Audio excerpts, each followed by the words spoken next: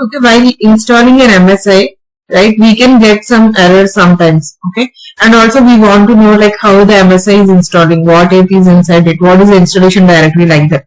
So in that case, not able to see screen.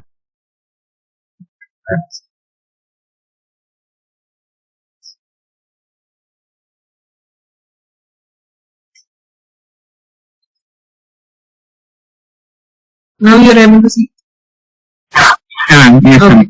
So while installing an MSI, sometimes we may get some errors, okay, and sometimes we want to know like what is inside the MSI for troubleshooting purpose or for packaging purpose. We want to know what is inside the MSI or what is the error we are getting, okay. Sometimes your MSI can get failed, right, while installing. So I'm showing you the manual way now, manual installing or uninstalling. You already know like how to manually do that. Here I have an MSI at this path, okay. So I should know this path. This is the one thing. First, I have to open a command prompt. You know, right, how to open a command prompt from Windows. Just click and type CMD and run it as an admin. Okay, every time while installing manually, we should run as admin only, so that the application will install everything that is needed for the installation. Okay, as a user, most of the applications won't get installed. So your job is to open the command prompt as admin, even if you are an admin in that system. Okay. So always open the command prompt as an admin, and in the command prompt first you have to type you are installing an MSI, so you have to type this MSI exec space /I for installation and the path of the MSI. Where is my MSI? I have already copied this path, okay. Or you can go to the MSI, right click. You can just press Ctrl Shift and right click and copy as path, okay. And just I am giving the path of the MSI. If you see, I have typed the MSI exec /I, the path of the MSI space. Now I want to give the log details, okay. I want to create a log. So for this I am doing like this /L *B, okay, and the path of the log. If I want to create a log under C drive, I am creating under this one, C training folder I am creating, okay. I want to name the log as Orca install, okay. The application name is Orca and I am doing the installation. So for my understanding, I am naming the log as log like this, okay. And clicking on enter. I will show you the training folder. This is a C training folder. This is a empty folder. Nothing is there here. So here now I have typed like this and clicking on enter.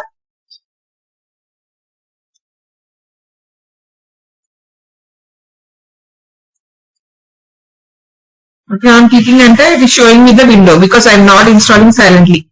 You can also install silently, that also I will show you. Okay, I am just installing the MSI. And meanwhile, when we are just clicking on next, the log file is created. Okay, the log file which I have given in the command prompt is created here. But the installation is not completed. So let's complete the installation. I'm just manually installing it and clicking on finish, and I'm going to this place where I have created the log, and the log is created and the size is 289 KB. Okay, so I can open this log, directly open up and see like what is inside this log.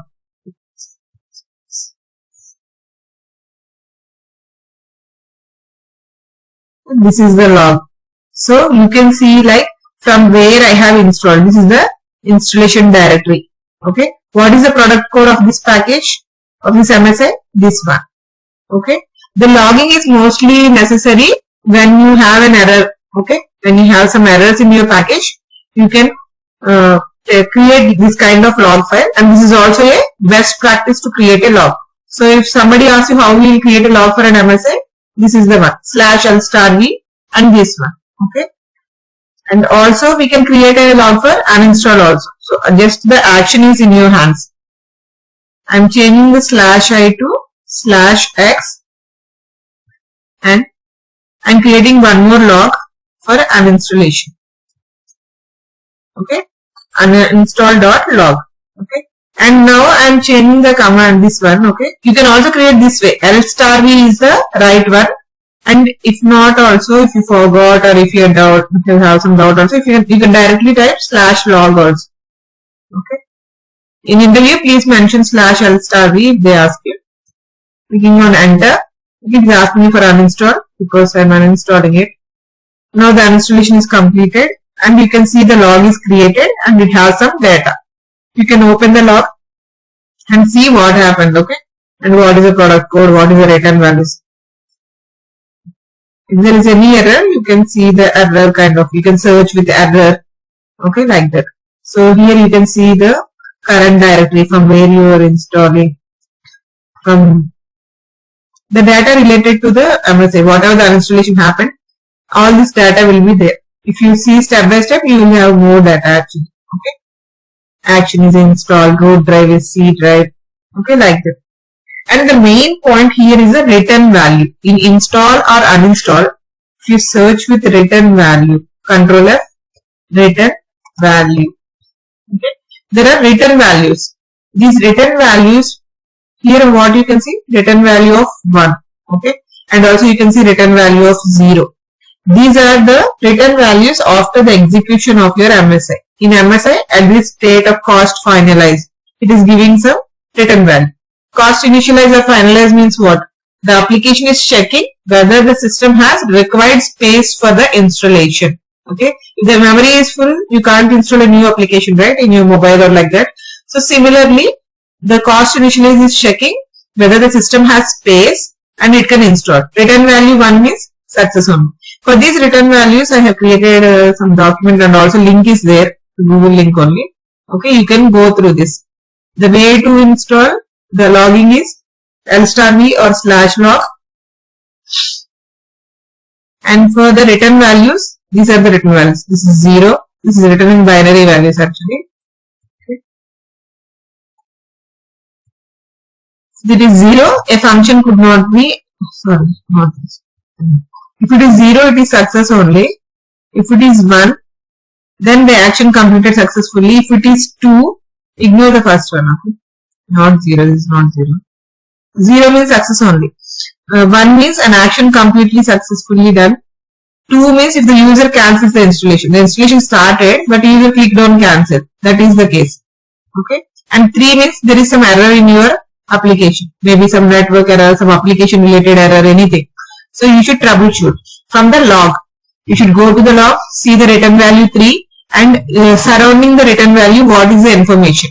Okay. From where it has failed. Just like here, after this step, cost initialize, you are getting return value 1. Similarly, if you have return value 3 here, so you can assume that the cost initialize has some problem, means the space in the system has some problem. So you should check the surroundings of the error, okay, surroundings of the error and see where it got failed. This is the importance of return value actually. From the log, you can see the properties, you can see the installation directory, you can see if there is any kind of error. And logging, I will share this document with you, so you can go by yourself and check this, okay. And also 1618 is a common error when another installation is in progress. Like when you are installing an MSI, the other installation is already running in background, some other installation, okay.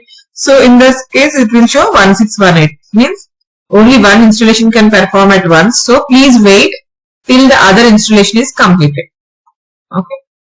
Like that, you should troubleshoot using these errors. These are the return values shown in the log and these are the codes you will get while using Software Center or while using manually installing it. You can get a window where it will show this code. Okay. Or sometimes in log also you can get this code. So just go through this link and also save this data somewhere so that you can verify or you can answer your entry questions.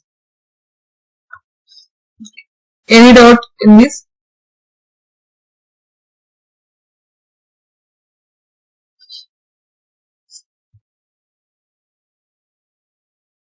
If there is any doubt, I should proceed with the next topic.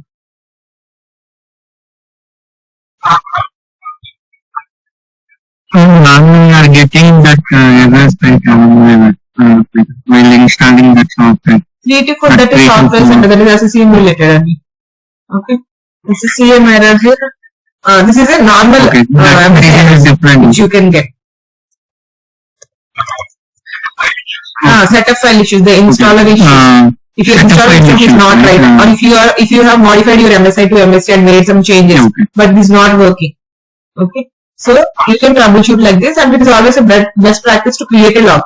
Okay, because whatever issue is there, the log will give you the correct information. Whatever is inside the MSI and where it has, particularly in which place it failed, what is the return value, that all you can get through the log. Okay. So in your daily testing also, while you are testing, while you are creating an SCCM package also, better you create a log. Even if you have the SCCM logs also, creating an MSA log is very much useful because this log contains only MSA details. Okay. SCCM log will have additional details like on which machine it is installed, from which location to which location it is covered. It is also having the console information. But this log contains only MSA installation, MSA related information. MSI, the software settings. It is mostly easy to identify only. Okay, you will get some windows like this, the software center, but some window you will get some window or you will get some message, or the installation will end and roll back.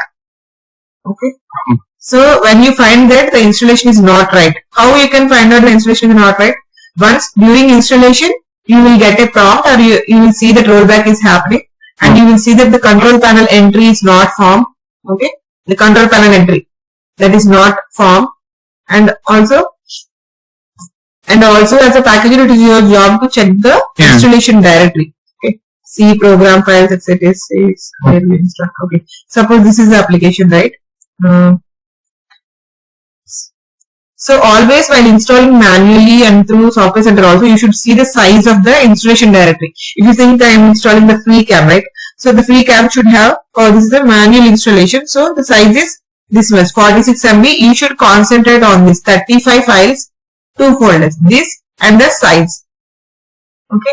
You should take a screenshot, always take a screenshot while you are manually installing, and then through SCCM also while you install, please check, go to the installation directory, find, compare the files and also the size. Okay, if the installation is going wrong, the size will be different because sometimes only few files might get installed. Okay, you should change the command lines, or you should check why it is happening in the logs when you get that kind of things. Okay, and second one is the environment variables. Okay, while using some applications, inbuilt also they will have some environment variables. What are the variables actually? Variable means what? What does a normal English word variable mean? Variables means that can change. Okay. In maths, you have seen, right? A is equal to 3. Okay, and again A is equal to 5 at some cases. In maths, or X is equal to 5, X is equal to 8, like that. So similarly, this is a variable, the value which can change. Okay, that is a variable. So in our system also, your laptops and desktop also, we have environment variables. Okay, so how to see this? Go to the Windows. You can go from settings also, or you can directly type the environment variables. You can get environment. Okay, the system environment variables. Okay, click on it. In the advanced tab, okay, environment variables will be there. It is always suggested you run it as an admin. Okay, so okay, anyway, here you can see 2 types of variables, means 2 types of values, which is user variables and system variables. This is the user, means only that particular logged on user can see that one. Okay. And this is a system variable. If I am setting some value, some path, that can be seen by other users also. Okay, what is this path and what is this environment variables? Why we are going to use it? Okay, see, if for example, I am just clicking on the Windows button and opening run. Sorry. In the run, I am typing like CMD. Okay, only CMD I am typing and clicking on enter. What is happening? The command prompt is opening. How it is opening? It is opening because this particular path, C Windows System32 CMD.exe. Where is this command prompt? This is here, C Windows System 32. Okay. Under this, you have that cmd.exe. Here is the exe. I'm not going to this path and right clicking on this exe. I'm just typing in the run, not from the shortcuts also. I'm not typing in the shortcuts. Okay, this is a shortcut way in the Windows. But what I'm doing, I'm just going to the run and typing the cmd and clicking on enter. This is opening me the whole shortcut of command prompt. How it is happening? Because it is linked to the environment variables. Okay, and also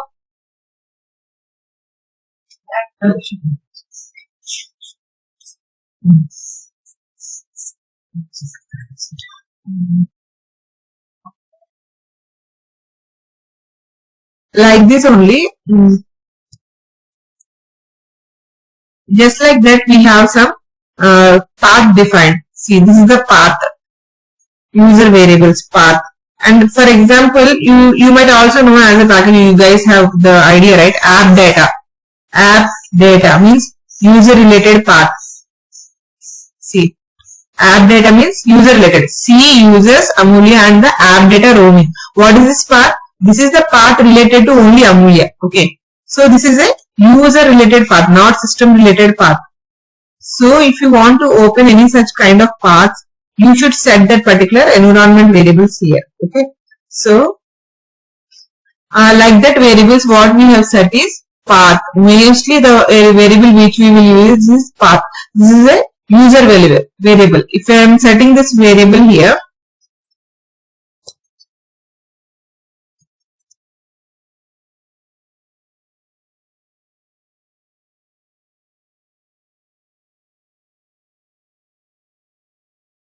this variable which I am going to set will only be used for that particular user.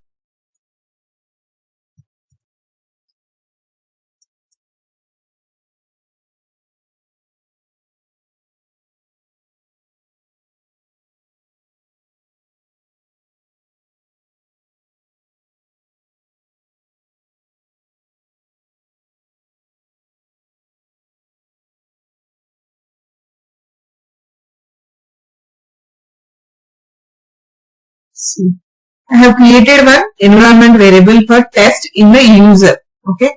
And what I am doing now, after doing, I just clicked on OK and I'm closing everything. See, I'm closing this CMD also. I don't have any CMD command prompt open here. Okay. So what I'm doing, I'm right clicking, opening the run, and I have created a variable called test. Okay. For this, I need to give this percentage symbol and then click on enter. Now the CMD is opening. Yes, this is a kind of a shortcut, or this is kind of a variable I have created for the system to use. Okay. So now you got the use, why we are using this, you got it. For long paths or some specific paths, if we want to open during the application installation, or we want to use it for customizations, we can use that kind of variables. The variables can be of user variables or system variables. If I am creating a variable in user, then that particular variable is used for only this user. I have created in my profile Amulya. So if some other user logs into this system and they type this run and percentage test, they can't open the CMD. Okay, they will get an error. They won't get the CMD open. CMD won't get open there.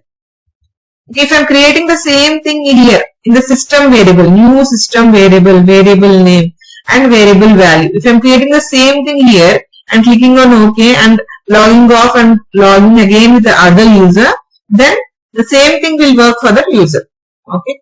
So mostly this path is there, right, in the system variables. This is widely used. These are the path by default set. If you see, while installing the PowerShell application, it has created a path called Windows PowerShell.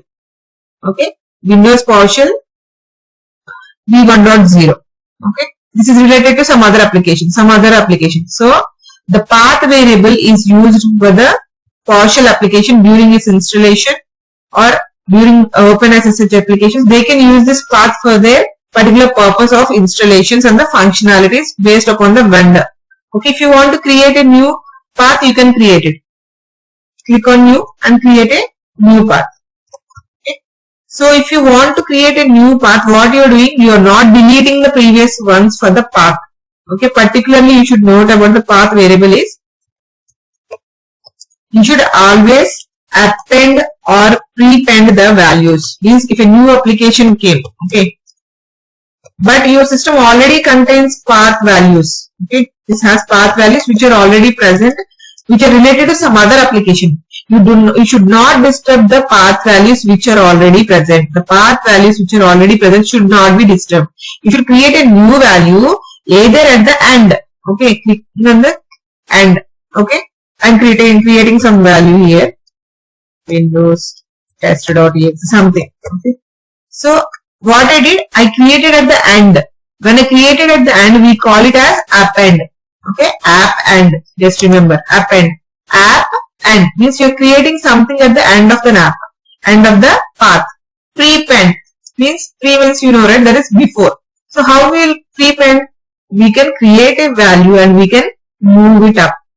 See, I'm clicking on move up option and it is moving up. Okay, so you can change the place of this while you are creating. So do not override the path variable. If you have some applications, the applications like Python mostly. Okay, Python application. Similarly, some other applications can also be there, some Java related applications like that. So in that case, if you get a variable called path and if you're doing with your application, so working with your application, you should always append or prepend the value. Okay, do not use a command to override it. I have seen.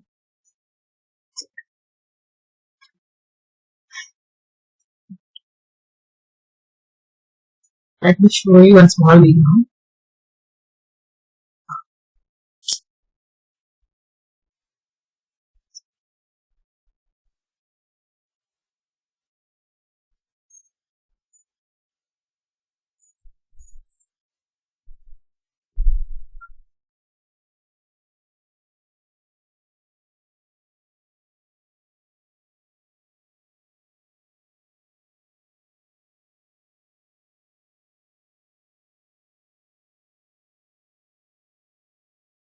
Yes, yes.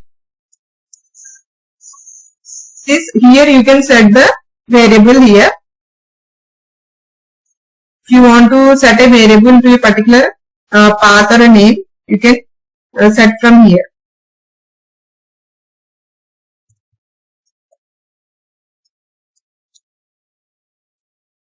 If you want to set the root drive, okay.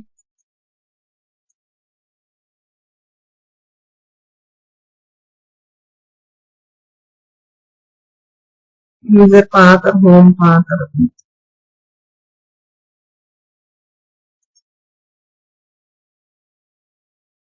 you have to give the path of the particular path. Okay, whatever path you want to give, you can give the path variable like this.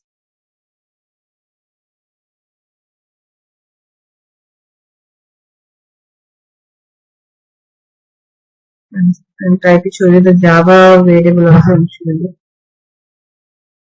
Or I'll send you one screenshot.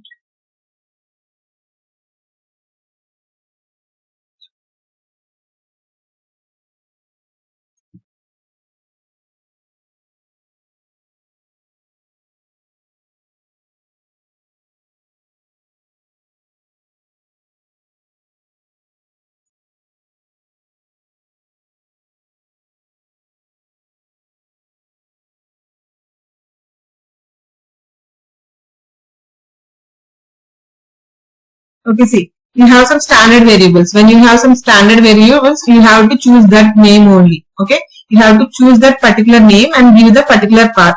And only variable you have to use is like this one, set. Okay, you can use set or you can use percentage so that it will know that this is the environment variable you want to create. You want to for path variable, they are giving you some values. If there are multiple values, you should give this particular column here,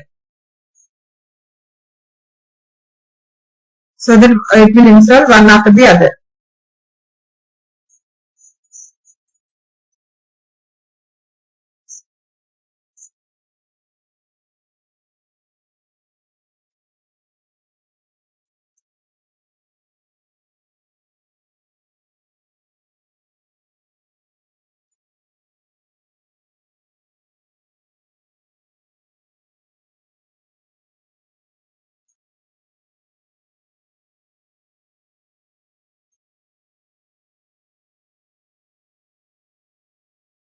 See, in PowerShell, if you want to create a path variable, first you have to set the particular variable. In PowerShell, how we will define the variables? If you want to define any kind of variable, or if you want to define any kind of name, you should use a dollar symbol. Dollar symbol is the definition one.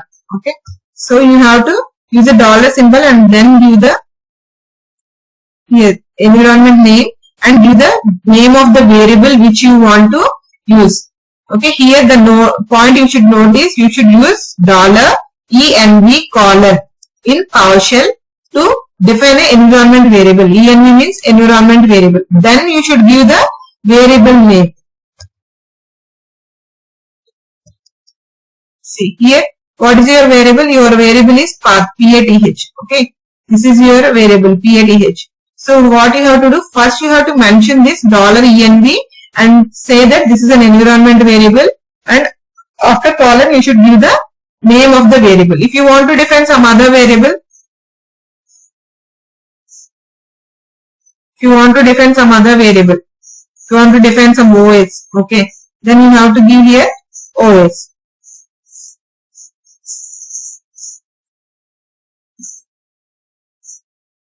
Like that you can set the variables in the script.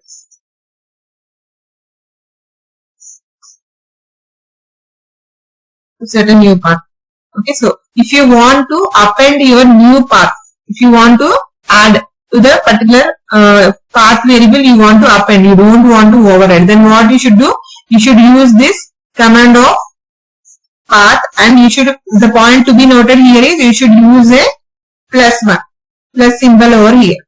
Okay, after the variable you should mention the plus symbol for appending or keeping it at the last, and you should give the colon before the path. Okay, the points are plus symbol before equal to and the colon before the name, so that the value will be appended to the path variable. Means what this will do, if you are executing this particular value,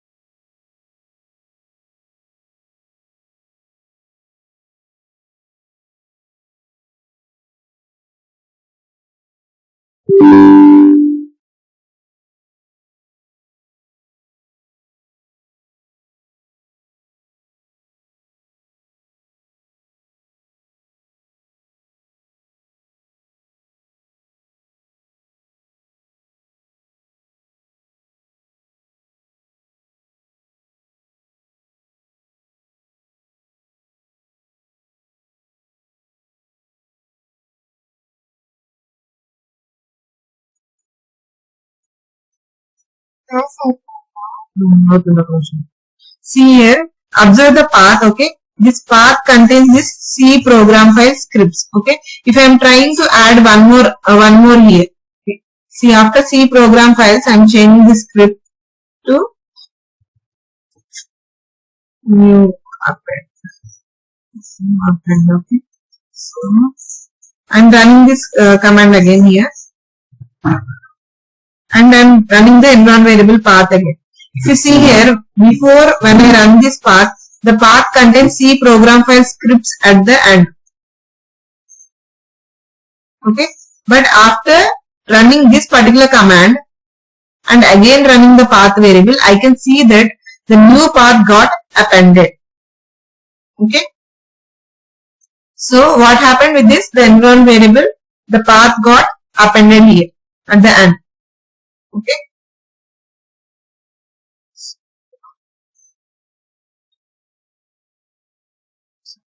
Okay. And also you should not forget the semicolon.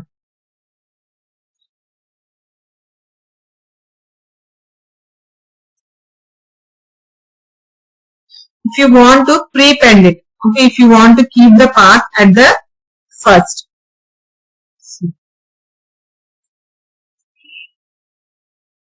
If you want to keep a path before the everything that is there. What is there now? This is the path variable. Whole path variable is this. C Windows System 32 is the first one. Okay, I want to keep my pre-path, this particular path at the and at the very much beginning of this particular path variable. So I should keep the path which I want to run at the starting and then give a colon, okay, and then give this environment variable path.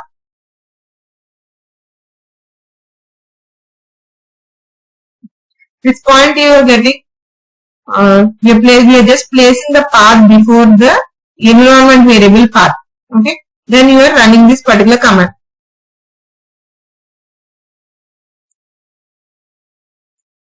I ran the command and again checking the environment variable path here. So I can see that the path starts with the path which I have set. The path variable contains the path which I have set. Okay. This point is clear?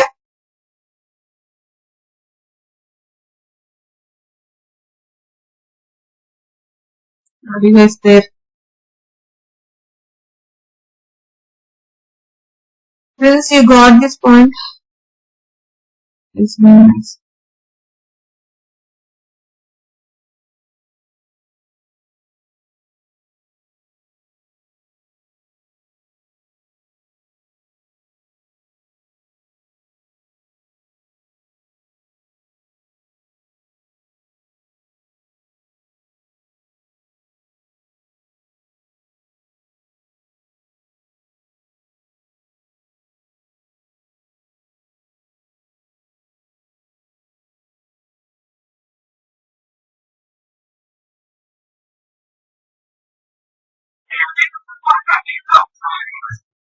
అన్నిటికీ అవసరం లేదంటే కొన్నిటికి application లోపలే define చేసి ఉంటాయండి.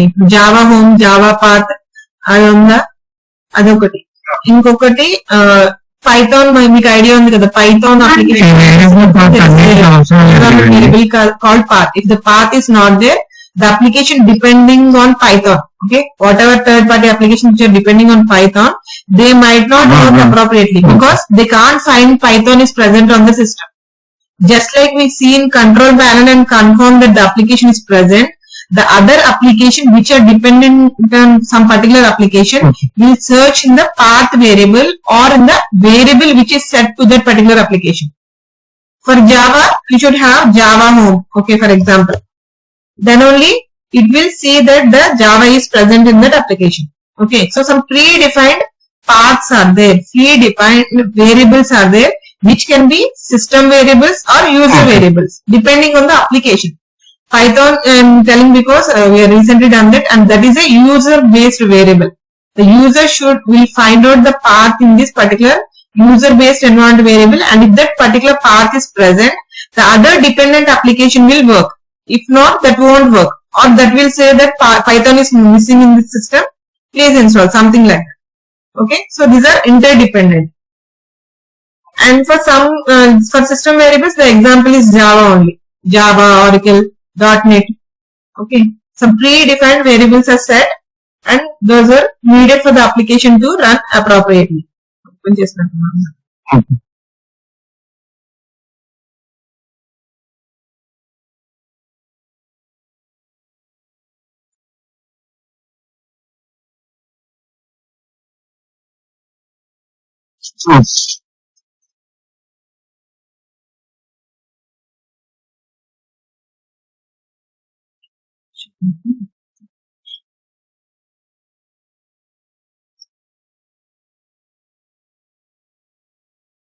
ఈ Java లాంటి వాటికి చాలా ఉంటాయి. ఈవెన్ ఆరకిల్ కి, .NET కూడా ఉంది. Java home, JDK home, JRE home, చూస్తున్నారు కదా. If that particular JRE home variable is present only, then the system will consider that particular application is present. Okay, then only it will get installed. Some application like some DB visualizer అనుకుంటా, that particular application will work only if this particular path is present with the version higher than or equal to this version. Okay, some prerequisites or dependencies. How the other application will find out? The application I'm talking about is some DB visualizer as far as I remember. Visualizer. Okay, this application needs Java to be present. Okay, the system should have the Java. Which kind of Java it should have? JDK or JRE? Okay, depending upon the variables set in your system, that will check your environment variables and decide whether the JRE or JDK is present or not. If it is present in these particular variables, then only that particular new application will get installed. If the Java is not present, the JDK or JRE which is required is not present, DB visualizer will say the required version of Java is not present. Okay, there are two things, JRE and Java also. So like this, there can be many applications. This is just an example. That is the use of environment variables actually. And also to form shortcuts also. You have seen, right, for path variable, for test, I have created one shortcut for CMD. So if you want to create one shortcut, you don't want to open shortcuts or you don't want to go to some long path. And you want to just, instead of opening this particular long path, you just want to type this and go to this path. Then also you can create a variable. Okay.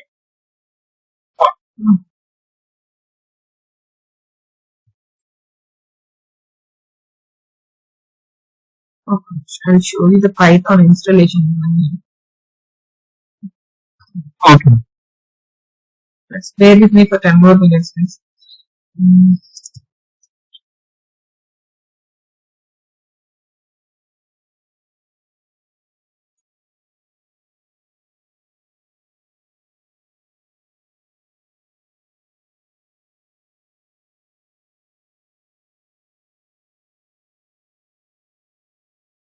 See here. Here while executing a Python, some application, you are getting some errors. Okay. The application is not working appropriately. Python.exe. So what they're doing, they're creating a variable here.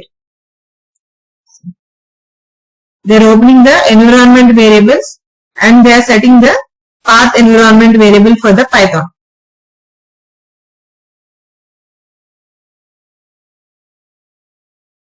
ఇక్కడ backs అంతా చూపిస్తున్నాడు, but ఒక path ఉంటుంది, path is equal to and the path of that particular Python. In our case, that will be some C, Intel, something like that. In the Intel path will be given. Okay, so just like path means you understood, right? It can be under C, Intel, C program files. That particular path is defined by the vendor. So that path variable will have that path and that we will be adding in the environment variables by using append or prepend. Anywhere you can add, that is your choice only. Only thing is you should not override.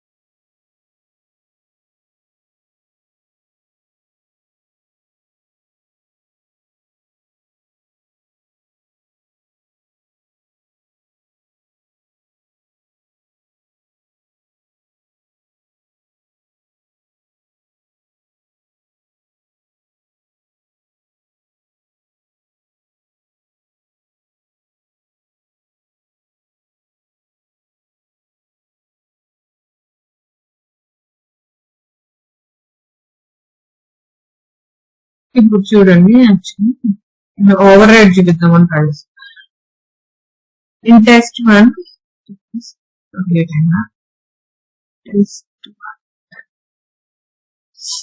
పాత over ride అయిపోయిందా,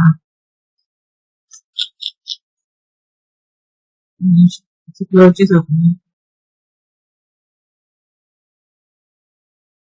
Usually it is best practice to restart the system whenever you are making a change in the environment variables. Okay, so better you include a restart for the application while you are packaging.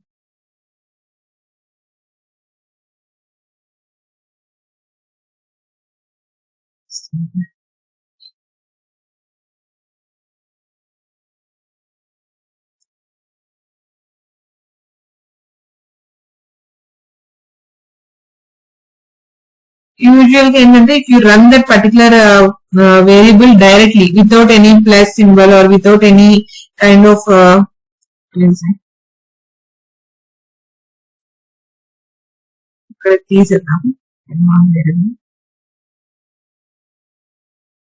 now I have created an environment variable and I have given the test1 as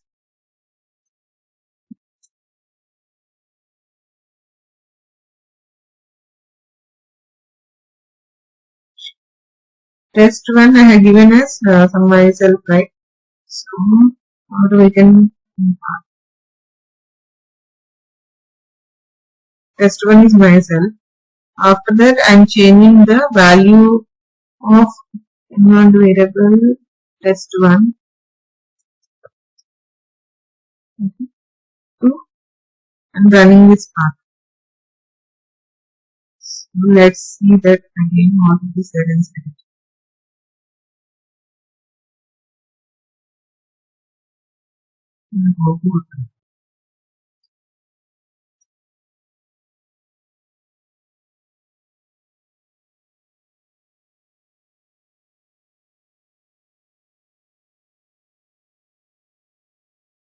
Sometimes this won't reflect until we restart.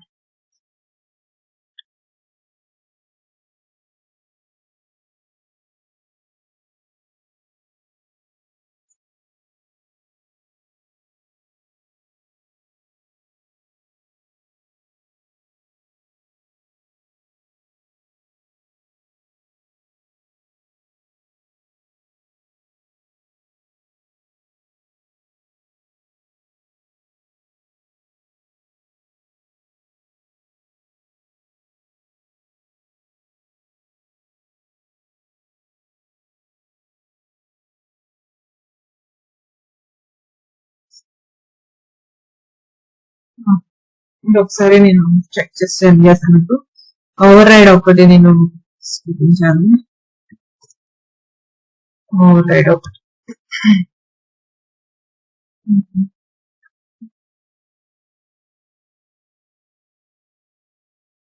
Okay తర్వాత I'll share you a video on working with fonts. Okay, just like how to add a fonts in the using advanced installer. Fonts you understood, right?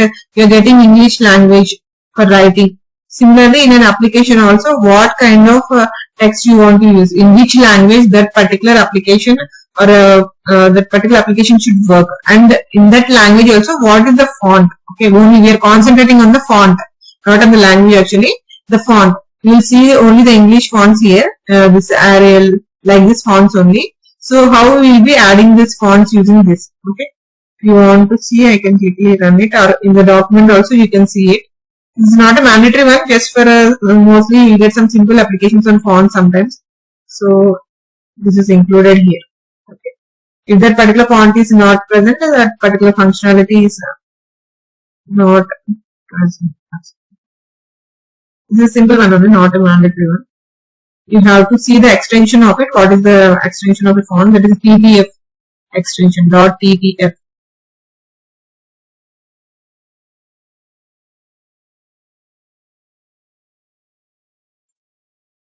And after that, we'll also be discussing about the advertised shortcuts. Actually, I thought of discussing this only today.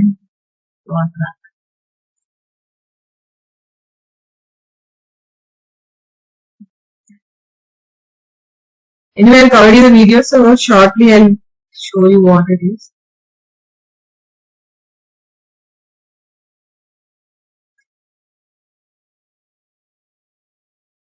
When you're using a font related file, for that particular style of font, you're using some font, and if you want to use that particular font, you should register each font. Okay, the point is you should register each font. It's not like just adding the file and you are forgetting about it and the file will be placing. So for fonts, you should register the font. If you are using a script, you should register by regsvr. Okay, regsvr32.exe or like that, and the name of the font. If you want to install it silently, you can use the slashes. That is with manually through a script or something, through a bash script. Even with the PowerShell script also, you can use regsvr32.exe or regsvr.exe like that. If not, by using the tool, when it is an MSI, it is always preferred to use the tool. And the thing is, the fonts are saved here. HKLM, software, Microsoft, Windows NT, current version. Okay, it's not Windows, it is Windows NT this time, and current version and fonts.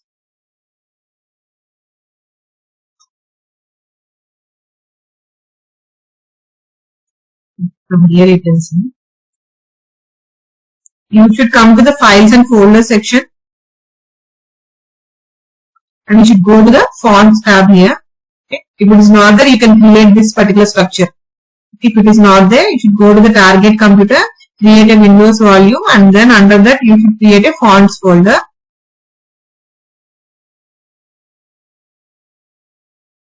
You see, they are browsing here, or they are adding a file. They are clicking on this add file section, and then selecting the radiant.etf or the files, whatever particular font they need. Okay, and after adding, they just right clicking on properties, and then there is a tab called registration. Here if you select the registration font, that will register the fonts by itself during the installation. No need for you to go to the command prompt or run something or create a script outside of the MSI.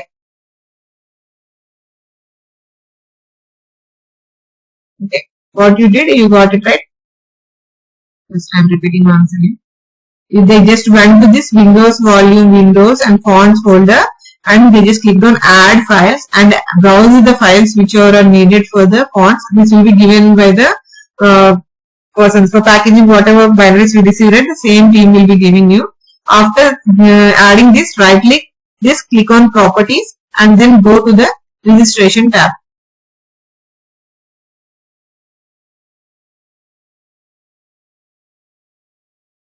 After registering here, you should go to the table editor.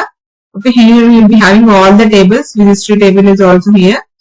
Now you should go to the font table to see the fonts which you have added.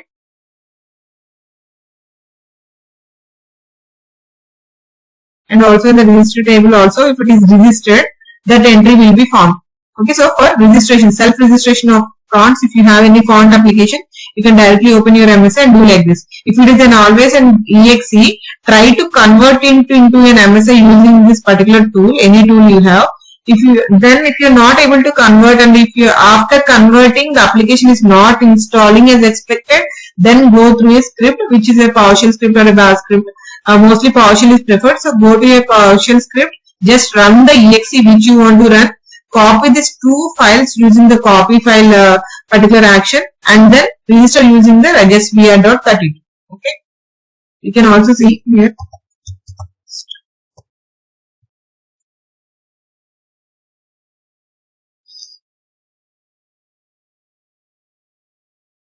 You will get all the information here in the forums and the Google only. Okay, Google is nothing, just like not Google it.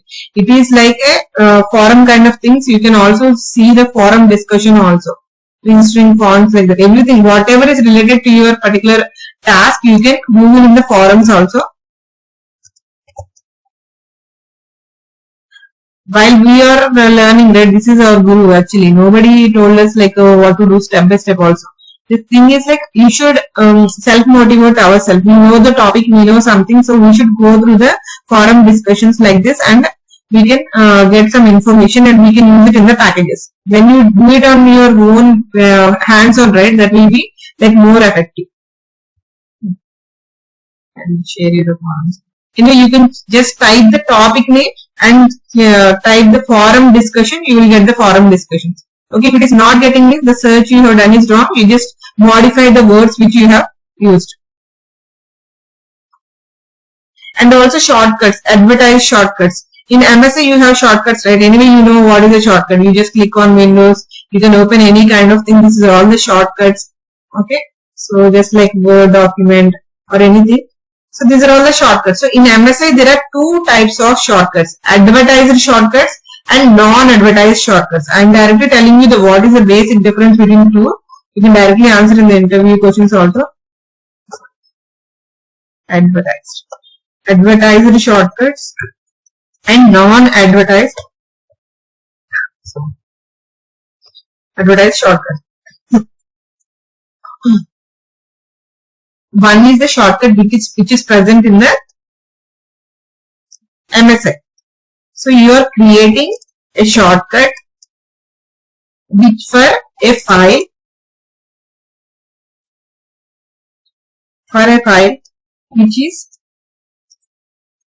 which is present in your package itself. Okay, you have a file, and file means what? You have an exe, okay, like cmd.exe, what a PowerShell.exe, any kind of shortcut file you have, or .lnk file. You know, right? What are the shortcut files? .lnk. You will get at the end. This is the shortcut files. How does a shortcut file work? See, for PowerShell, I'm showing you.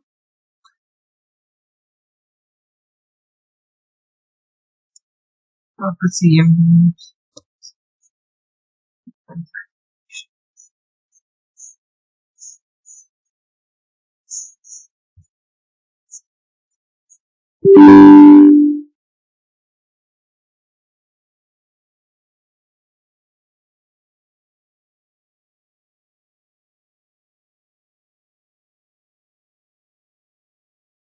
Actually, the extension will be the LNK.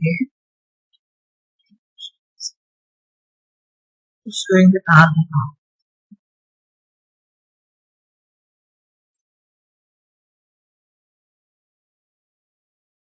See here, the type of file is shortcut .lnk file. Okay, shortcut file is LNK file, but that is related to, that is directed to a exe file.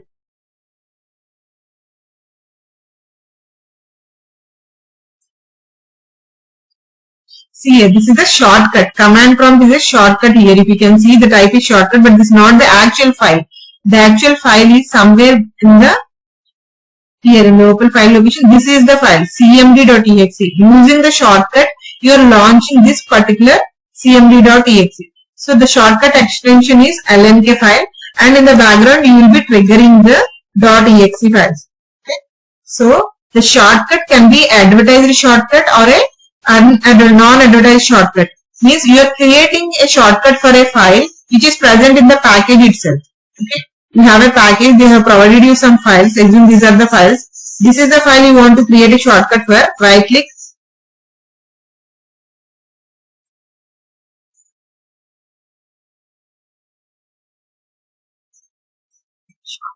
See here, create shortcut. Okay. When I clicking a file, executable file, I'm clicking on shortcut. It is asking to create the shortcut on a desktop. I'm just showing you what is a shortcut. On the desktop, you have created a shortcut for this. Similarly, in application also, in the MSI, in the shortcuts tab, we can create a shortcut, or we are creating a shortcut for the file that is present with us. Okay, that is present in the application files provided by the vendor. This is a advertised shortcut. And if we are creating a shortcut for a file, okay, which is not part of the binaries, which is not part of your application. You are going to launch some other external exe. Okay, then that is a non-advertised shortcut. Okay.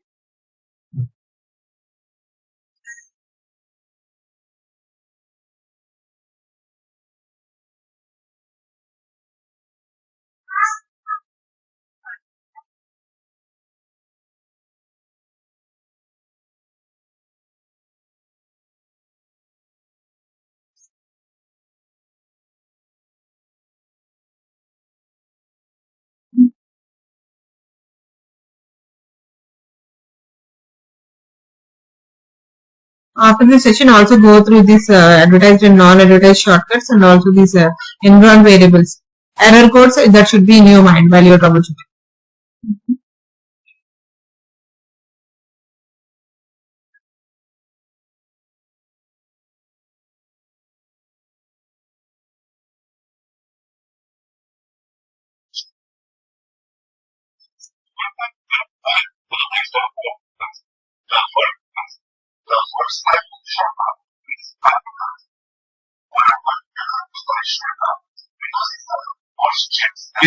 Working with shortcuts. Next, shortcuts are point to the desktop shortcuts. The first type of shortcut is advertised. When running an advertised shortcut, Windows installer first checks that all the components of the respective feature are installed before running the file. In this case, the target of the shortcut must be present in the package. The second type of shortcuts are non-advertised. When running a non-advertised shortcut, Windows installer does not check if all the components Here you mentioned one point, like non-advertised shortcuts are the shortcuts which can be created for a file which is not present on the package. It is not necessarily the file should be present in our package, in our application which is assigned to us. It can be some other file which is present on the system, or it can be a file which is not present on the system but present in a remote location. See here, once again I am repeating. Another machine. See, right? If it is present on another machine also, you can create some paths and you can run that particular exe. The concept is like non-advertised means that is not related to your application. Okay, that advertisement is not related to your application. That can be an external file which is present on the system or some other external place which you can just figure the path using the shortcut. While creating a shortcut, you have the properties and the path, right? Where the file is there. So using this particular target location is the one you will be setting, and the shortcut will launch this particular exe which is present in this target. Okay, so you are the one, you can create a shortcut and make it advertised or not advertised based upon the path you choose. If you are choosing a path inside your MSI or inside your package, that is a advertised shortcut. If you are advertising outside of it, if you are creating something out of your application, that is a non-advertised application or shortcut. Shortcut must be advertised. See, if the target is present in the package, the shortcut must be advertised. Let's look at how we can use the bestseller to create both types of shortcut. Let's go to the other bonus page in our project. And is that shortcut must be advertised. Here showing how to create a advanced shortcut, advertised shortcut or a non-advertised shortcut for the using the advanced installer. In your other tools also, you can go to your shortcut section and create a shortcut. First, you should make sure the file is present inside the MSI if you are creating a advertised shortcut. I am running this. Okay, he came to files and folders, and here in the application folder, the start menu, where are the shortcuts present? Usually in our system also that is present in the start menu. So, he is creating a shortcut. Here you should identify the two differences here for the advertised and the non-advertised. The first one is new shortcut to installed file.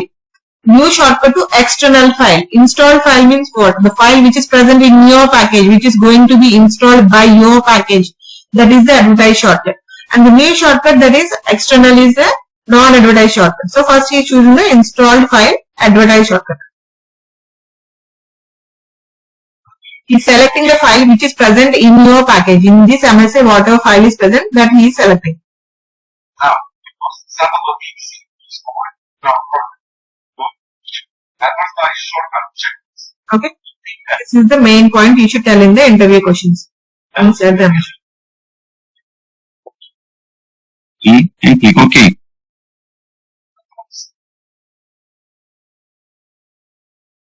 Now, because the sample.txt is already in our project, I am going to check so that this particular shortcut will be created for this particular path. Okay. Else will be left as default and click Now OK. he is going to create a shortcut for a file which is not present inside the MSI. The sample file My application.exe is present in C program files. We are going to follow almost the same steps as before, but this time we will select external file. Okay. For non-advertised shortcut, he is going to select the external file option and he is going to select the file which is outside of the MSI. I'm going to type the internal MSI. A certain file called myapplication.exe is present in C program files. We are going to follow almost the same steps as before, but this time we will select external files.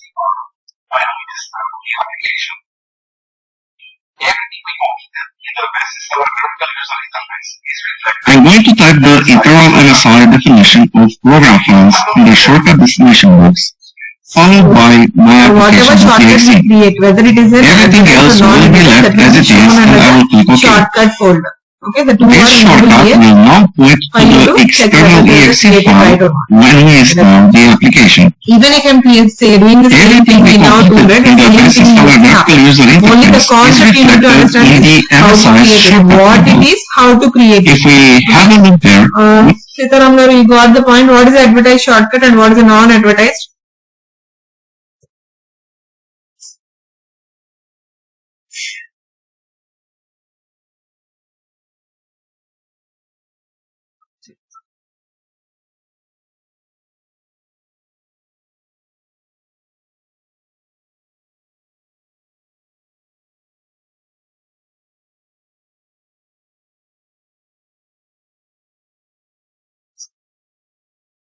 Sorry, mute should someone.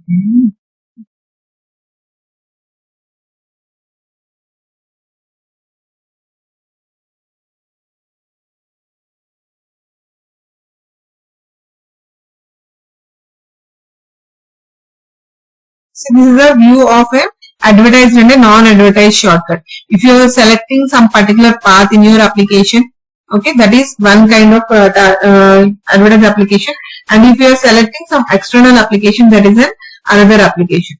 Okay, you can go through here. See, an non-advertised shortcut is standard Windows shortcut. If you right click it, you will see the target field. For a non-advertised shortcut, you will see the target field. Okay. This is if you are able to see the target enabled, disabled. If you see the target is disabled here, target is enabled here, the target tab. So what he is saying is, if the target field is, if you can see the target field that will be executed, that will be launched. If the target is grayed out, you can't see the target completely where the path is. That is an advertised shortcut. Means if you are creating a shortcut for your application, so some file within your application, that is an advertised shortcut, and the shortcut will be grayed out. This is also an interview question. They will ask you what it is and what if the target is grayed out. The grayed out means that is a advertised shortcut. If it is visible means that is a non-advertised shortcut.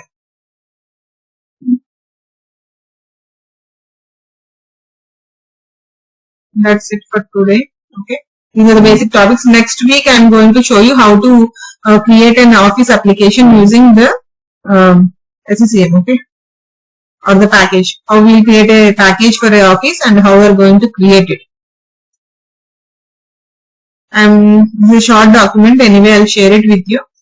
Okay, you guys can go through it. Any doubt, guys?